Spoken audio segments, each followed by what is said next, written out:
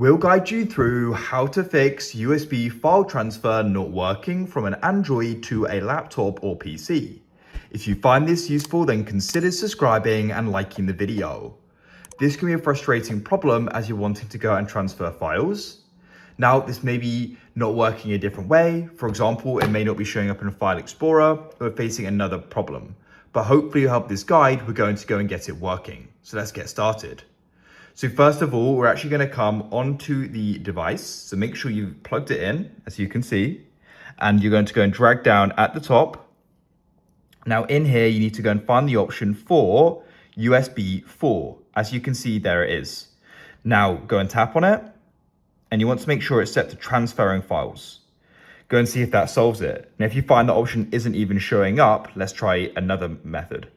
What you want to try doing is unplugging it, and you want to try using a different port on your computer. So go and find another one and plug it back in. After you've done that, you can try setting it to transferring files again, and hopefully now it will go and work. If that still isn't working, ideally try using a different cable. So you can go and try using a different cable in case there's a problem with this one, and go and see if that solves it.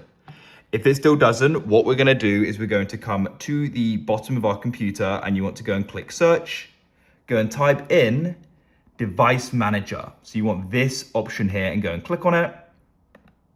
Wait for it to open. Now what you can do is we can go and scroll down, and you want to go and find the option for portable devices and press the arrow to the left and go and find it. Right click on it. Make sure that first of all, if it says enable, go and enable it. Mine says disable as it already is, but what you can try doing is disabling it.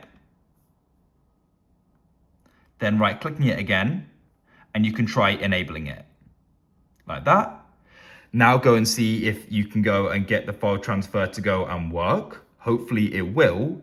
If you find that it still doesn't, what you can try doing is right clicking on it here, and you can go and press uninstall device like this.